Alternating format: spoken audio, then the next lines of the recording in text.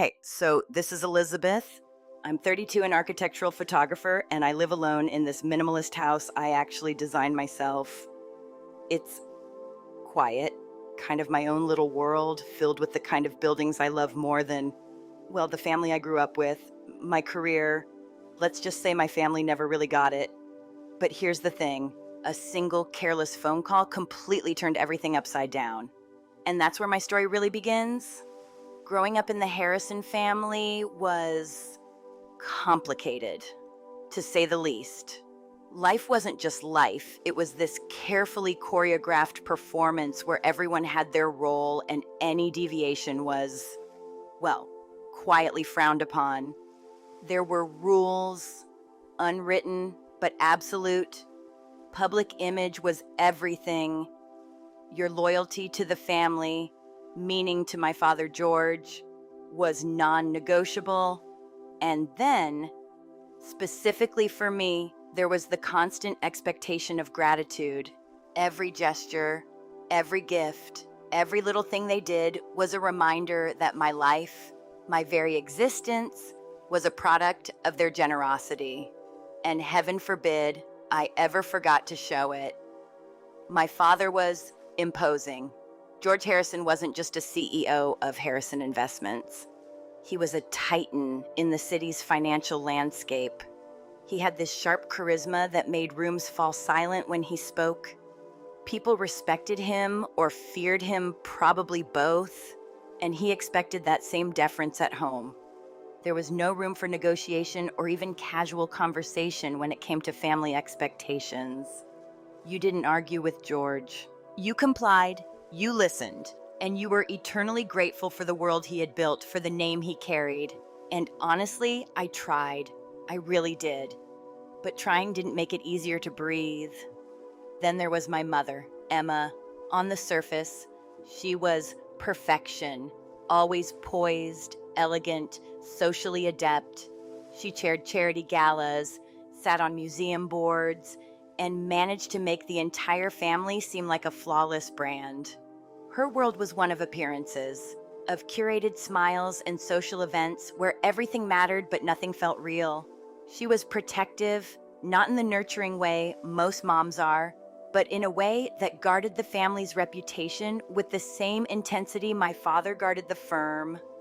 I watched her maneuver through these gatherings, perfect in every gesture, every word, and I wondered if she ever felt anything beyond the performance. And then there was Charles, my older brother, the golden child, the heir, the embodiment of what my father wanted in a son. Everything he did was flawless, or at least, that's how it looked. Ivy League business school, a brief 2-year stint at a rival firm to prove himself, and then a straight path into Harrison Investments as vice president, handsome, confident, completely self-assured. He had a clarity about himself, a lack of self-doubt that I could never seem to muster, no matter how much I tried. To my parents, Charles wasn't just a success, he was the standard, and I was the project, the one they tolerated, the one they would sometimes showcase with a faint, condescending smile, as if my artistic endeavors were charming, but ultimately a hobby, a side note, never the main story. My choice to become an architectural photographer was, in their eyes, a quiet disappointment that simmered in the background.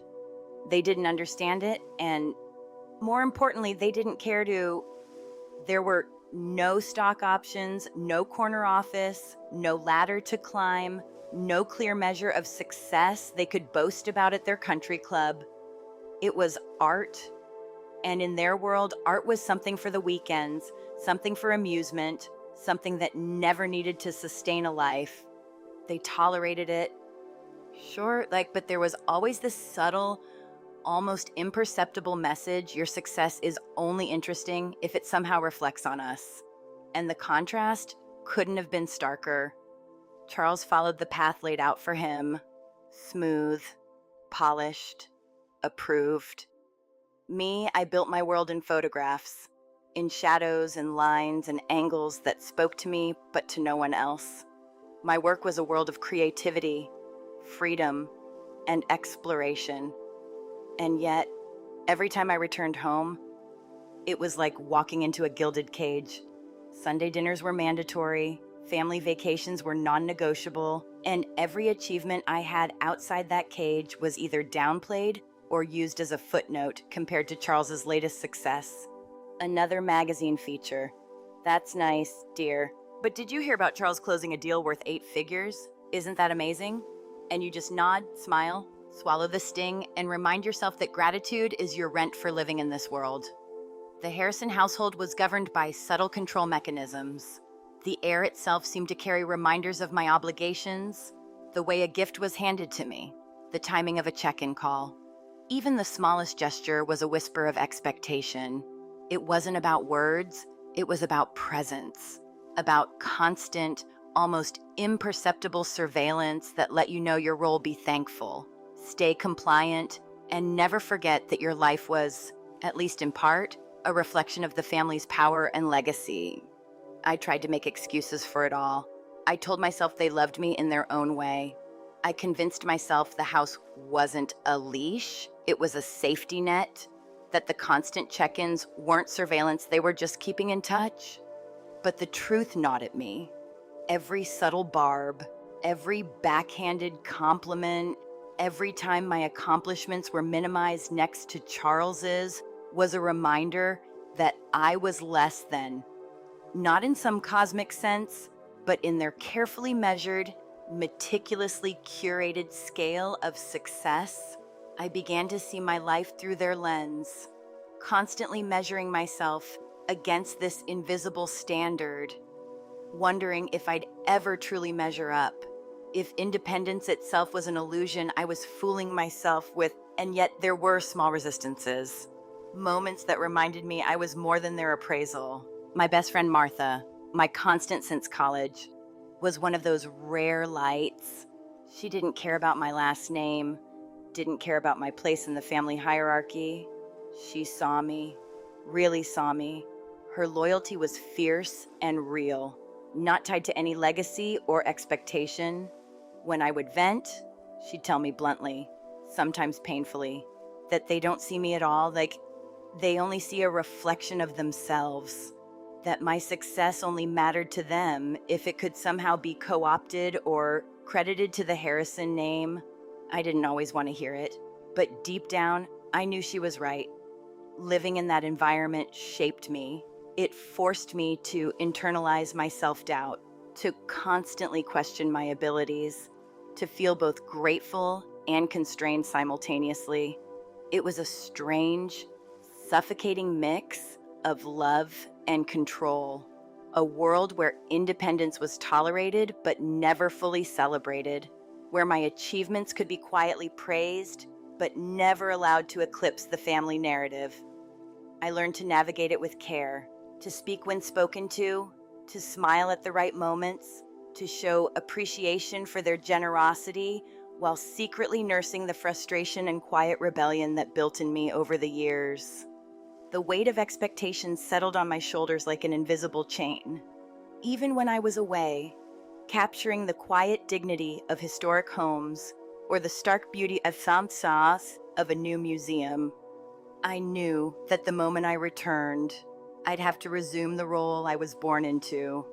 The cage had many doors, but it was always closed behind me. The freedom I experienced in my work, in my solitude, was a fleeting bubble, a temporary world I could inhabit before returning to the carefully controlled orbit of the Harrison family. And while I thrived outside that orbit, inside, every interaction, every gesture reminded me that I was always under their gaze, always subject to their judgment, always a project more than a person. Yet even in this environment, I learned resilience, patience, and the subtle art of observation. I noticed patterns, behaviors, and the ways power moved through a household without being spoken aloud. I noticed my father's authority was not just in words, but in presence, in silence, in expectation. I noticed my mother's grace was a performance, perfected over decades, and yet It concealed the ferocity with which she protected the family's image. And I noticed Charles, steady, confident, always the favorite, moving through life with a certainty I envied and resented in equal measure. It was in this contrast between the golden boy, the performing mother, the titan father, and me, the artistic daughter, that the seeds of discontent and eventual rebellion were sown. I knew I was different. I knew my life, my choices, and my work mattered to me in a way that couldn't be measured by stock portfolios, charity galas, or business deals. And yet, at growing up, it was this very difference that isolated me, kept me measured against a standard I could never meet in their eyes, and planted the quiet, simmering frustration that would one day push me to finally step out from under their shadow. When I decided to build my own house, I thought it would be a symbol of independence, a place that was completely mine, a blank canvas I could fill with light, space, and the kind of architecture I loved. And in a way, I poured my vision into every detail, from the clean lines of the modern design to the way sunlight would spill across the open floors at different times of day. It was beautiful, truly. A sanctuary I had shaped with my own hands and mind, but there was a catch-well, more like a shadow lurking in the gift. My father had offered the money for the land and construction as a gift. "Every Harrison needs a proper home base," he'd said, clapping me on the shoulder with that easy authority that made me feel both small and visible at once. "Consider it an investment in your future," he added, with a smile that didn't quite reach his eyes. And that's when I realized the gift was a leash. Not overt, not cruel, but subtle, perfectly designed. It tethered me to their world, kept me close. A silent reminder that my independence had strings, carefully wrapped around it and controlled by the Harrison family. The house itself was stunning, a modern architectural piece worth over $1 million in a wealthy suburb just 20 minutes from their sprawling estate. It was the perfect middle ground, not too close, not too far, and yes, I loved it. But every high-end finish, every custom-built shelf, every floor-to-ceiling window was a reminder that it wasn't just mine. It was built on their generosity and their control. My success was, in part, a reflection of them, a footnote in their narrative, no matter how much I tried to own it fully. And in the background of this beautiful life I was creating, I could feel that weight settling on my shoulders, subtle but persistent. Meanwhile, my photography business was thriving. I was finally landing features in prestigious magazines. My work recognized for capturing the soul of buildings, the essence of architectural forms, the stories that walls and beams could tell. On the road, photographing a newly restored lighthouse or a historic mansion, I felt alive, capable, and free. It was intoxicating, the kind of freedom I had craved since I was a teenager, the joy of crafting something entirely on my own terms. And yet, the moment I returned to my suburban home, the weight of the Harrison world settled back on me like a cold, heavy blanket. Sunday dinners were mandatory. Family vacations were non-negotiable. Every interaction is a subtle test, a measurement of my compliance, my gratitude, my acknowledgement that the house and the privileges it represented were not purely mine to enjoy. I remember those moments clearly. Walking through the front door after a week away, carrying the smell of salt from a coastal shoot, the satisfaction of perfectly framed photographs dancing in my head, and then immediately switching gears to be the polite, grateful daughter. My father would ask how the work was going. My mother would comment on my dress or my manners. Charles would smile that confident, knowing smile. Everything was filtered, measured, a performance I had learned to perfect over the years. It was exhausting, this constant navigation between the freedom of my independent life and the gilded cage my family had built. It felt like living in two worlds, neither fully mine. And that's where Martha came in. Martha had been my friend since college, and she was the first person who really understood me. She didn't see me through the lens of the Harrison family. She didn't measure my success against a stock portfolio or a country club reputation. She saw me, really saw me.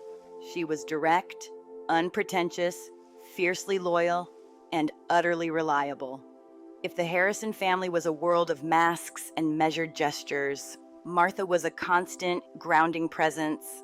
She was my anchor, the one person who reminded me that my worth wasn't dictated by them.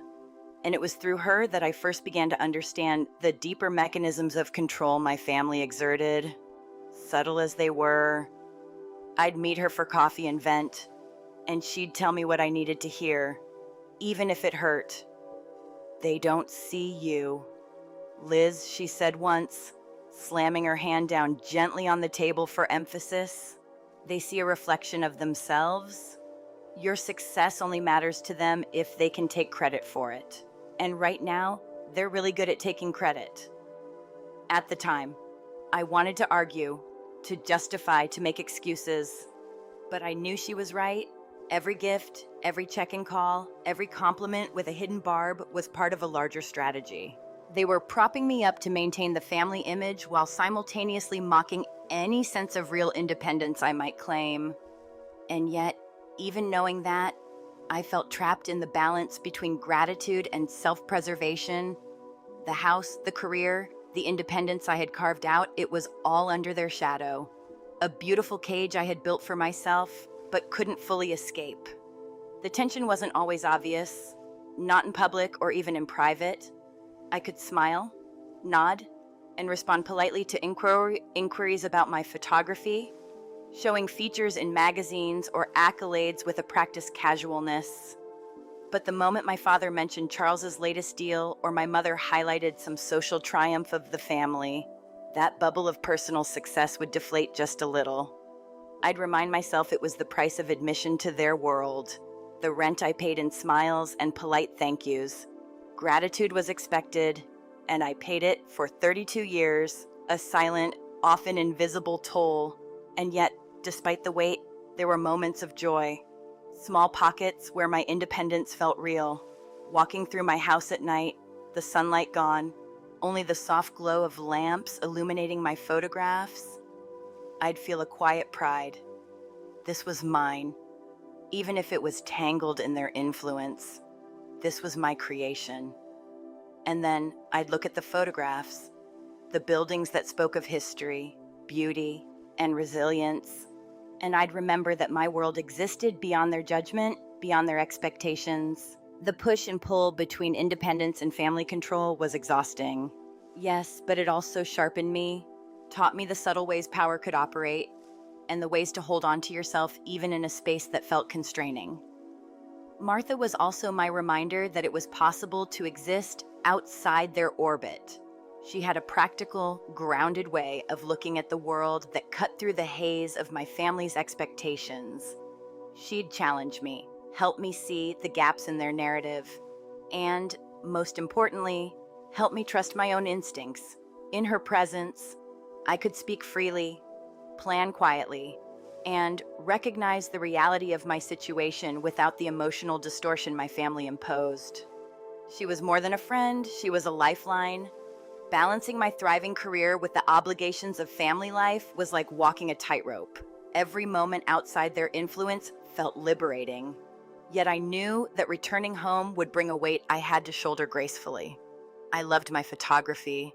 I loved the independence I had fought to create, but it was always tinged with the knowledge that I wasn't completely free. Even my successes, my accolades, were measured against their standard. And yet, despite that, I kept going. I thrived where I could, finding solace in my work, in the precision of my camera, the quiet spaces I could inhabit, but the tension never left. A constant whisper reminding me that my independence was never truly mine, not entirely. The house, the career, the obligations, and the subtle control, they were all intertwined. My life felt like a carefully balanced scale, and any deviation, any act of true self-assertion had to be calculated, planned, and executed with care. I had learned to navigate the delicate line between compliance and independence, gratitude and rebellion, and I carried the quiet frustration, the simmering desire for true freedom, with me every day. And all the while, Martha reminded me, gently but firmly, that I was more than their expectations, more than their narrative, and capable of carving out a life that was fully, unapologetically mine. The day everything changed started like any other Tuesday. I was in my home office, editing a series of photos I had taken of a restored lighthouse on the coast. The work was methodical, almost meditative, each click of the mouse sharpening the image, bringing out the character in the weathered stone, the texture of the rusted iron, the way sunlight kissed the aging structure. I was fully absorbed, lost in the quiet rhythm of creation. When my phone rang, seeing my father's name on the screen, I sighed. Calls from him during the workday never meant something simple. Usually, it was either a summons to a last-minute family event or a polite, veiled critique about my career. Both were exhausting in their own way. "Hi, Dad," I answered, forcing a cheerful tone, trying to mask the sense of obligation I always felt. "Everything okay?" "Everything okay. Elizabeth, just the person," he said, booming in that commanding, resonant voice that made everyone around him sit up straighter. "Your mother and I are heading to Europe for a month. Italy, Greece, we're leaving Thursday. Charles is coming over for dinner tomorrow to see us off. And of course, we expect you there. 7 o'clock sharp. Not a question, not an invitation. A command." "Of course, Dad," I replied, swallowing the irritation that had immediately risen in my chest. "Sounds like a wonderful trip. I'm a little jealous." "As you should," he chuckled, then added, "Now I have Charles on the other line. I need to confirm some details about the firm. I'll see you tomorrow." Click. Or so I thought. The faint click of a button sounded like the end of the conversation. And I set the phone down, ready to return to my work. But then I heard a faint, muffled voice not directed at me. The phone hadn't hung up properly. And then, my name Elizabeth, my blood ran cold. I froze, hand hovering over the mouse. I couldn't move, couldn't breathe fully, as I realized I was overhearing my father and my brother in a conversation meant for anyone but me. Was that Elizabeth Charles' voice cut through, sharper than I expected, mocking, amused, his tone dripping with derision? God forbid the great artist misses a family dinner. Does she have any idea how much that house of hers costs us in taxes and upkeep? "Don't get me started," my father replied. And that's when my stomach knotted painfully. "Your mother keeps saying it's a good investment in the family's portfolio, but I know what it is. A monument to mediocrity." Each word landed like a physical blow. My hand tightened around the phone, knuckles whitening. My chest felt hollow. Breath caught somewhere in my throat. I could feel my pulse in my ears. This was my father. This was my brother, my life, my work, my achievements. Reduced to ridicule, dismissed, mocked as though I were some minor inconvenience, a child clumsily playing at adult life. She'll never amount to anything. "Charles," my father continued, his voice laced with resignation and contempt. "She's just a loser living off our name, taking pictures of buildings. At least one of my children is a success." I felt my face burn, tears welling, and then a sharp, cold twist of anger. Something that had been dormant, suppressed for years, suddenly surged forward. Rage, pure and focused, replacing the initial sting of humiliation. My entire life, measured against a standard I would never reach in their eyes, suddenly crystallized into a target. They had underestimated me, dismissed me, and assumed I would remain passive forever. Charles' voice came again, smug, dripping with amusement. "Well, someone has to pay for her little hobbies. Don't worry, Dad, I'll make sure her allowance is always taken care of when I'm in charge." And then laughter, shared, knowing, confirming their long-held belief that I was a failure, a financial burden, a charity case. The line went dead. Silence followed, heavy and suffocating. My office, my sanctuary, felt suddenly like a prison. The sunlight streaming across the floors, the high ceilings, the carefully curated photographs on the walls, everything became a reminder of their control, their judgment, and the way my achievements had been minimized for decades. I stared at the images I had been editing, each lighthouse, each historic building, and they seemed small, trivial even, as if they had no weight outside my own perspective. My success, my independence, had been mocked. My life had been reduced to a joke. And yet, beneath the shock and the sting, something new began to grow, a resolve. It started as a small spark, a quiet whisper that said, "Enough. The humiliation, the subtle manipulations, the backhanded compliments, the constant reminders of my place, none of it had to control me anymore."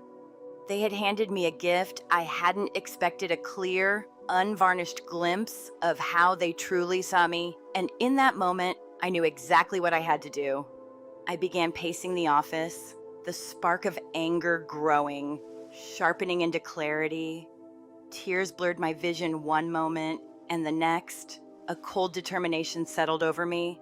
I didn't need to react impulsively, storming into a dinner, shouting, playing the recording in front of them. That would be their game, and I would lose. They were masters of psychological warfare, experts in twisting perception to suit their narrative.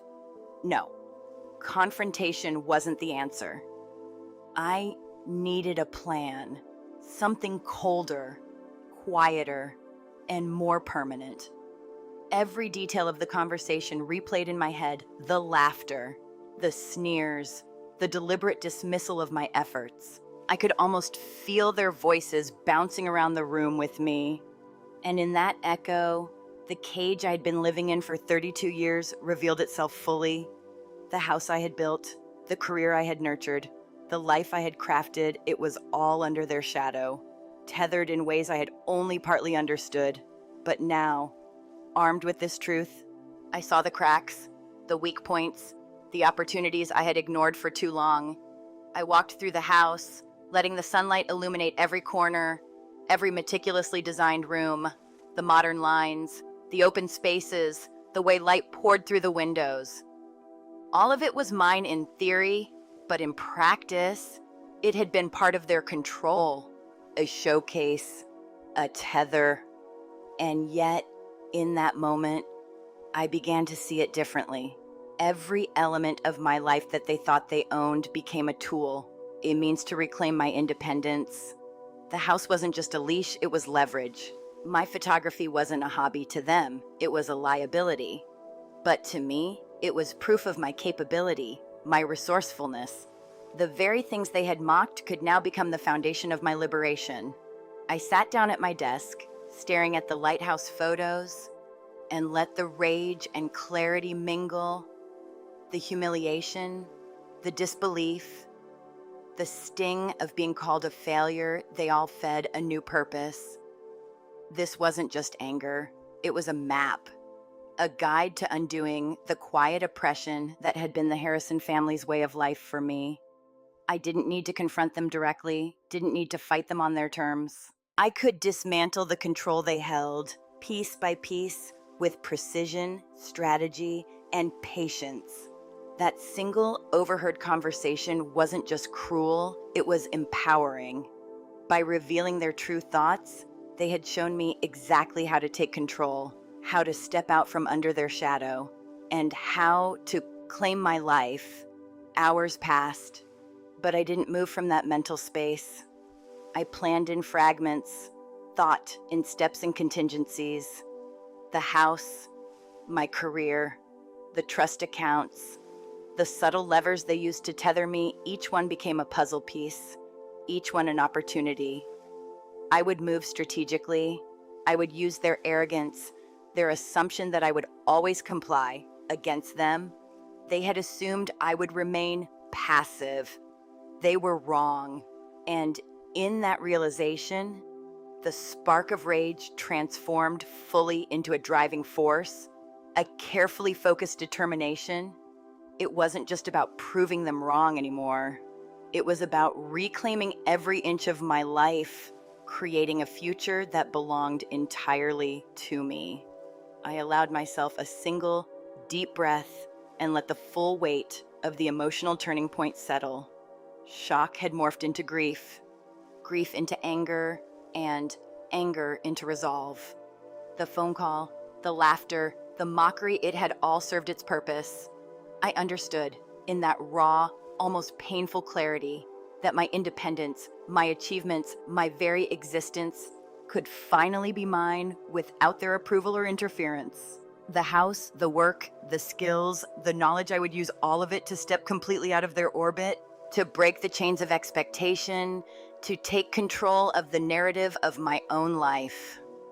By the time the evening came, I had made a quiet promise to myself: no more compliance, no more silent gratitude as a form of payment for existence. I would act deliberately, strategically, and fully. The spark had become a fire, and in its warmth, I could feel the first true sense of freedom I had ever known. This was the moment everything changed. The call, the overheard words, the laughter, it was the catalyst, and I was ready to follow it, to turn the sting of humiliation into the power of liberation.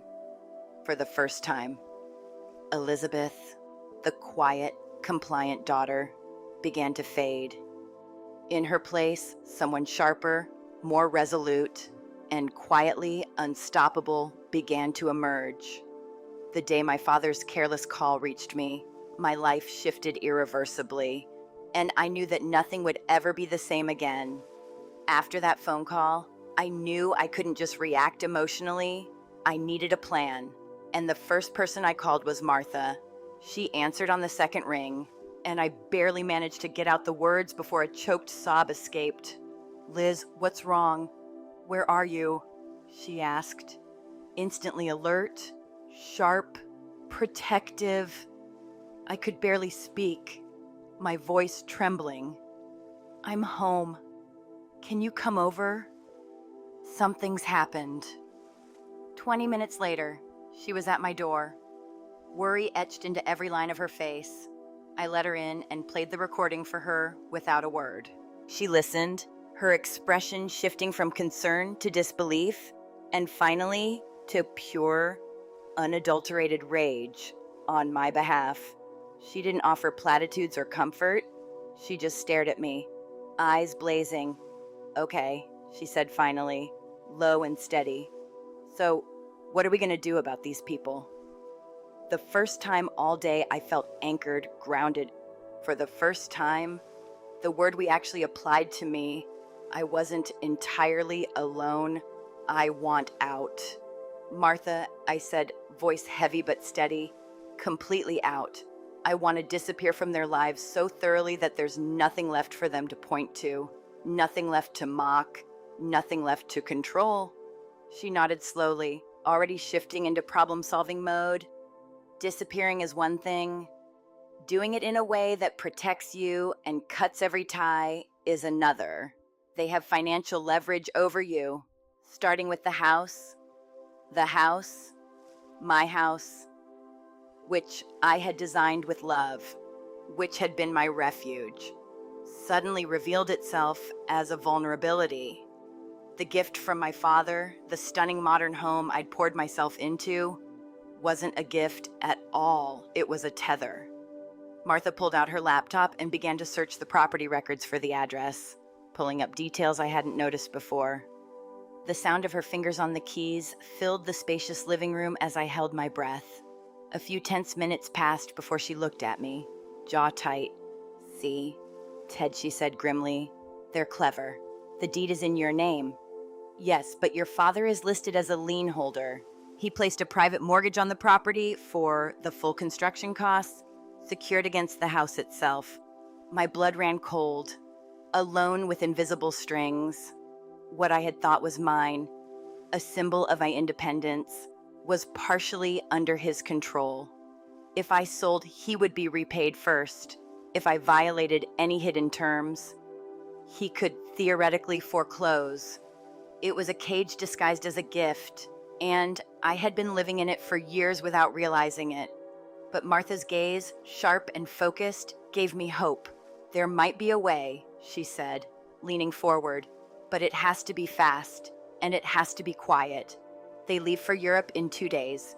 That's our window. I felt a spark of possibility.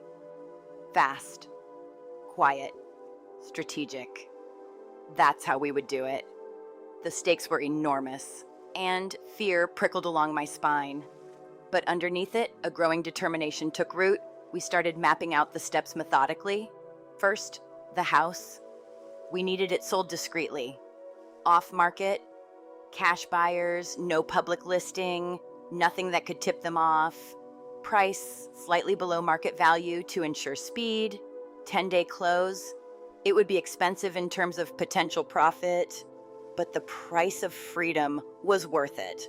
Martha had a list of contacts, real estate investors, firms that specialized in fast, off-market sales. She reached out immediately, sending feelers, explaining we had a highly motivated seller with a 10-day window. I did the math in my head. The numbers weren't perfect, but the speed and secrecy were the priority. Do it, I said without hesitation. The first piece of the plan was in motion. While Martha handled the house, I turned my attention to the second, more complex piece, my trust account. Years earlier, my father had insisted I use his personal wealth manager, a man named Mr. Abernathy. I had always trusted him, never questioned the arrangement, assuming the portfolio of stocks and bonds I held was secure and fully mine. Now, in the light of the phone call, trust felt like a fragile, almost dangerous concept. I logged in, hands slightly trembling, expecting to find more strings, hidden controls, accounts partially in his name. Instead, the portfolio was entirely mine, a substantial mix of blue chip stocks and mutual funds. But then I noticed something. It was set up as a trust, with me as the beneficiary, the trustee. I called Martha immediately, pacing the office. What does it mean if he's the trustee of my account? I asked. Anxiety thick in my voice. She explained carefully. Clearly, he couldn't withdraw funds for himself, but he could make investment decisions and, more importantly, lock me out. Duplicate statements, alerts, knowledge of every transaction. Another cage, this one made of paper and numbers. He had built a fortress around me that I couldn't see over. But every fortress has a weakness, she assured me. Time was not on our side. They would be gone for a month, traveling through remote Italian villages, moving between hotels. In that stretch, for all practical purposes, they would be unreachable. And that, Martha realized, was our opportunity. She began digging into the fine print of the trust documents, searching for any clause that might allow me to assume control in their absence. Hours passed, the legal jargon swimming before my eyes, my heart racing. Then, late on the second night, I found a single clause buried deep, stating that the beneficiary could assume the role of trustee if the current trustee became incapacitated or unreachable for 14 consecutive days. Their absence would last 30. I could use it. We began to map out exactly what we needed: documentation of their travel, itineraries, hotel reservations showing they were out of the country, a sworn affidavit of their inaccessibility. Everything had to be precise, every I dotted, every T crossed. This was a legal maneuver, not a rebellion. It was strategy, timing, and subtlety. My plan was forming, audacious and terrifying, but it felt undeniably right. They had underestimated me my whole life. They assumed I couldn't act. They assumed I wouldn't. They were wrong. In those hours, the fear was constant. Fear of mistakes, fear of discovery, fear of the consequences if something went wrong. But there was also a growing sense of clarity, a fierce determination that made the fear feel secondary. I had Martha, my constant ally, my anchor. I had knowledge of the weak points, and now a plan that was deliberate and carefully sequenced, step by step. We would untangle the strands of my life from the Harrison grip. First the house, then the trust. Each action deliberate, calculated, irreversible. Independence was within reach. I thought about the implications. Selling the house discreetly would sever the immediate financial tether. Assuming control of the trust would grant me autonomy over my finances, over my life. Every moment, every task, every phone call and email became a thread in the larger tapestry of escape. It was exhausting, meticulous, and terrifying. But it was also empowering. I was no longer a passive participant in my life. I was the strategist, the executor, the one finally moving the pieces on my own terms. The plan required precision, secrecy, and speed. We worked late into the night, cross-referencing property records, legal documents, travel itineraries, and financial instruments. The fear remained, but so did the fire of determination. Each step taken, each detail confirmed, was a small victory. A step closer to the life I had always imagined, but never allowed myself to fully claim. By the end of that night, we had a blueprint, a step-by-step path to dismantling the ties that had held me for decades. The stakes couldn't have been higher if anything went wrong. Exposure could mean interference, manipulation, or worse. But the risk was worth the potential for freedom. I felt a mix of anxiety, excitement, and clarity that I had never experienced before. For the first time, I saw a path to a life that was entirely my own. And in that realization, fear and determination coexisted, driving me forward, steeling my resolve for the actions yet to come. The morning after we finalized the plan, everything changed. The house, once my sanctuary, became a tool, a mechanism for freedom. I woke early, heart pounding with anticipation and fear, knowing that every action I took today would define the life I was about to claim. Martha had already lined up contacts for the off-market sale investors who understood speed, discretion, and cash transactions. The price would be slightly below market value, a small cost for the liberty I craved, and the deal would close within 10 days. There was no room for error, and every step had to be precise. I started with the essentials, what I truly needed for my new life. My camera equipment, hard drives containing years of work, a few sentimental items untouched by the Harrison family, and a modest wardrobe. These were my tools, my memories, my armor. I packed them carefully, labeling boxes and organizing them for transport to a secure, climate-controlled storage unit in a city far away, where no one would recognize me. I had registered an LLC under my new professional name, adding another layer of separation between the old life and the one I was constructing. Each item I touched, each box I sealed, was a symbolic severing of the ties that had bound me for decades. Next came the things that were valuable but not essential: designer furniture, expensive art I had never truly liked, jewelry from my parents. Martha had arranged discreet consignment sales and private jewelers who would pay fair prices for the items. It felt strange, almost surreal, to part with objects that had once been tokens of love, but were now revealed as tokens of control. Selling them was not just a financial move, it was a reclamation of agency. Every piece that left the house represented a layer of their influence being peeled away, a reminder that I could decide what had value and what did not. The third pile was the largest, the donate pile. Books, kitchenware, linens, decor, anything useful but not valuable enough to sell. Multiple pickups from local charities were scheduled, and each donation felt like a shedding of the past. As I placed items into boxes and saw them disappear, There was a strange, liberating emptiness. The house, my meticulously curated space, was slowly transforming into a blank canvas once more. But this time it symbolized freedom, not a tether. It was exhausting, emotionally draining, and yet there was an exhilaration in watching the physical manifestations of my old life vanish before my eyes. While I packed and sorted, Martha worked on the legal and financial side of things. The documents for the trust were drafted, citing the clause that allowed me to assume control in my parents' absence. Copies of travel itineraries, hotel reservations, and the sworn affidavit were attached.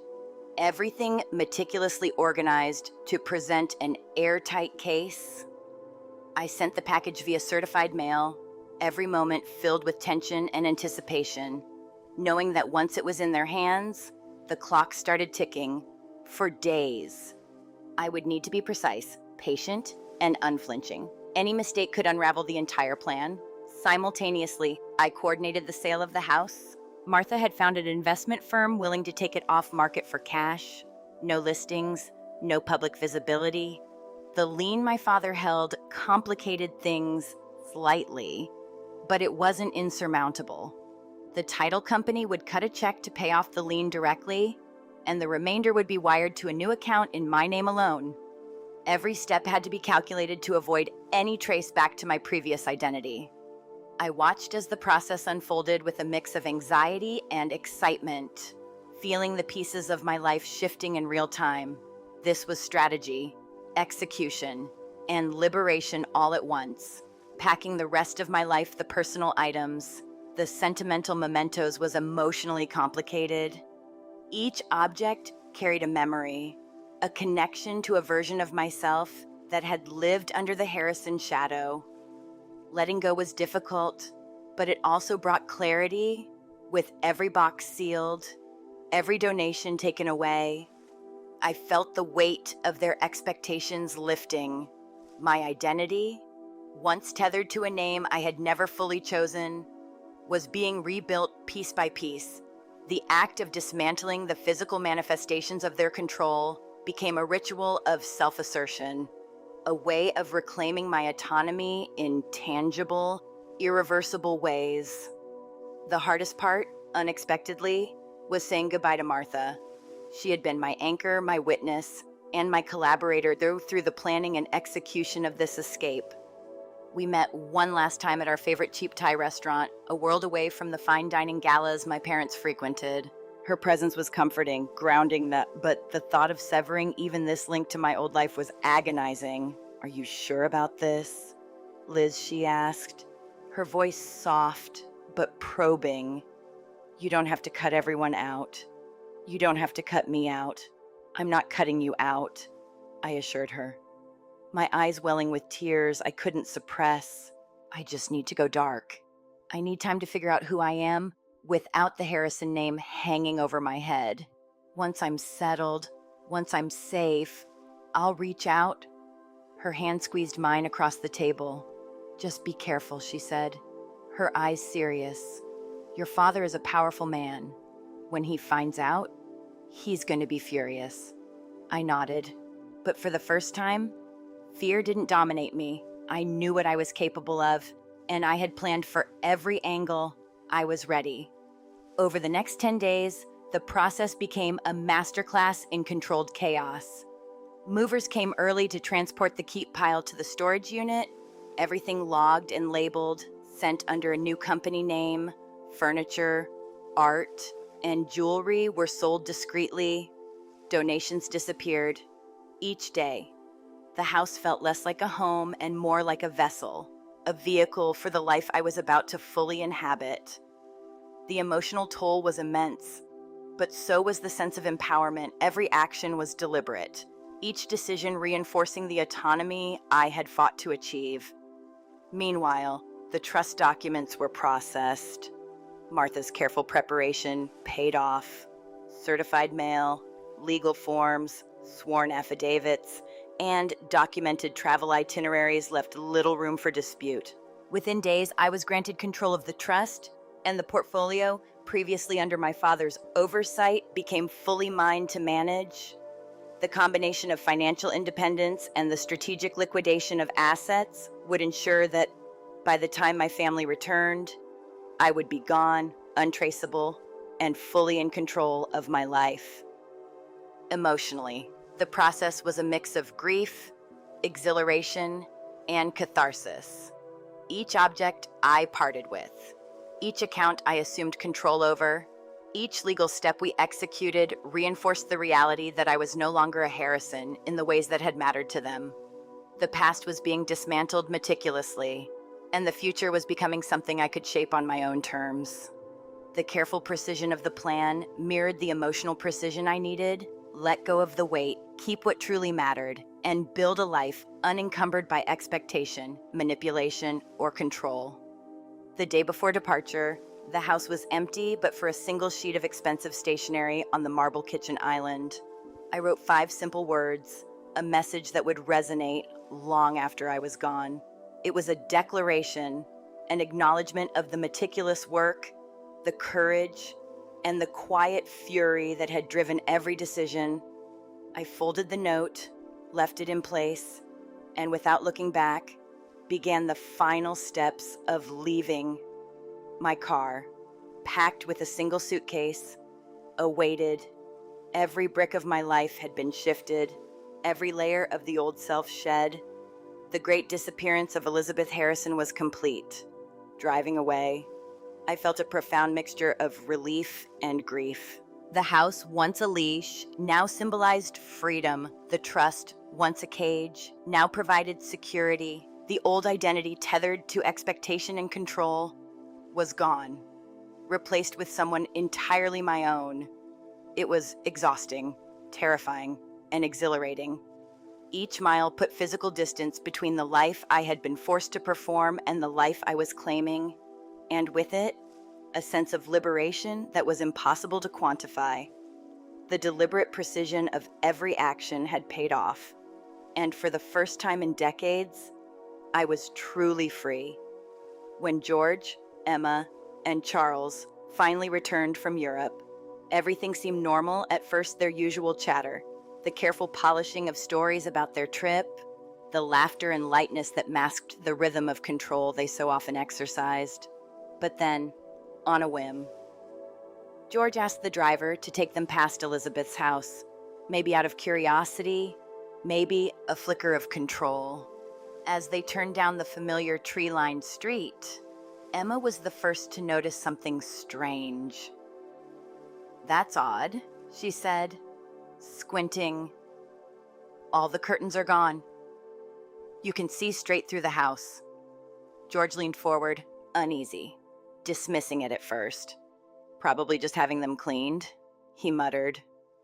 But there was a flicker of tension in his chest. The car rolled to a stop, and he got out first, followed by Charles and Emma, all 3 now uneasy.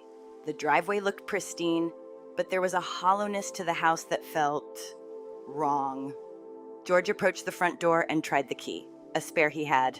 It wouldn't turn. He jiggled it, muttering, "What the devil?" Charles stepped up to the large glass panel next to the door, his eyes widening. "Dad, there's nothing in there. It's empty. Completely empty." Emma rushed to his side, hand flying to her mouth. "What? That's impossible. Where is all her furniture? Where is Elizabeth?" Panic began to ripple through them, subtle at first, then swelling rapidly. George's face hardened, the anger rising as he rattled the doorknob and then pounded on the heavy oak door. "Elizabeth. Open this door, Elizabeth." Only silence answered. The air seemed to thicken around them, the emptiness echoing back each call. They fanned out, checking every possible entry. A slightly ajar back window allowed George to climb inside, dropping onto the cold kitchen floor. The silence was total. The house, once a controlled extension of their power, was now a pristine, empty shell. Footsteps echoed, rooms were barren, closets bare, bathrooms scrubbed clean. There was no trace of her. Charles and Emma found another unlocked window, followed him in, and the three of them moved through the vast, silent spaces, confusion and dread growing with each step. "Where is she?" Emma whispered, voice trembling. Did something happen? Was she taken? Then George noticed the marble kitchen island, vast and gleaming in the sunlight. A single folded sheet of white paper rested in the center. He snatched it up, unfolded it, and his eyes scanned the 5 simple words in his daughter's precise handwriting. He read it once, then again, and the color drained from his face. The blood seemed to retreat from his cheeks, replaced with a cold and terrifying understanding he had been outmaneuvered. Charles leaned in, voice shaky. "Dad, what does it say?" George's hand trembled as he held out the note. Emma and Charles read over his shoulder, the words hanging heavy in the empty space. The family loser did this. For a long, suspended moment, nobody spoke. It wasn't a question or a demand, just a declaration, a quiet, devastating indictment. The daughter they had dismissed as weak, dependent, and insignificant had vanished. In her place was an empty house, a gaping absence, and a message that cut deeper than any shouted accusation could. Their shared laughter from Europe felt like a distant, absurd memory. The arrogance of their control stripped away in a single stroke. Shock, disbelief, and fury collided in the room. George's mind raced, his usual authority undermined by the sheer audacity of what had occurred. Emma's hands trembled, her social poise nowhere to be found, as fear and confusion replaced every carefully rehearsed expression. Charles, the confident heir, was visibly shaken, his pride and control threatened in ways he had never anticipated. The three of them moved silently through the empty rooms, each step echoing in the hollow space. The absence of Elizabeth, a stark, undeniable truth. She had not only left, they had no power to retrieve her, no leverage, and no warning. The house, their carefully constructed symbol of influence, had been stripped of its meaning. And in that quiet, empty house, the reality settled over them like a wave. Their control was gone. Their assumptions about their daughter shattered. Elizabeth had outmaneuvered them completely, leaving only the ghost of a presence they had tried to dominate, and a message that made it clear they were no longer in charge. The reckoning had arrived, silent, methodical, and utterly irreversible. The Harrison family's return was not a reunion. It was the moment they faced the truth, the emptiness, and the audacity of the daughter they had always underestimated. Months later, I found myself in a quiet, beautiful city in the Pacific Northwest, far from the weight of the Harrison name and everything it represented. I had rented a small, unassuming loft in a converted warehouse with high ceilings, huge windows, and exposed brick that made it feel warm and open. A photographer's dream. It wasn't the grand home I'd once designed, but it was mine, completely and unequivocally mine. Every brick, every beam, every square inch belonged to me and me alone. I continued my work under a new professional name, free from the scrutiny and judgment of my family. I chose projects that excited me, that spoke to my passion for architecture and storytelling, rather than what might impress or validate others. I traveled not to luxurious resorts, but to remote landscapes, capturing the raw, honest beauty of the world. For the first time, my life felt authentic. No performance, no masks, no calculated smiles, just me. About 6 months after leaving, I sent a single, untraceable email to Martha. It was short, a new secure number, and the words, "I'm okay. Call me." When she did, the relief in her voice was palpable, and we spoke for hours.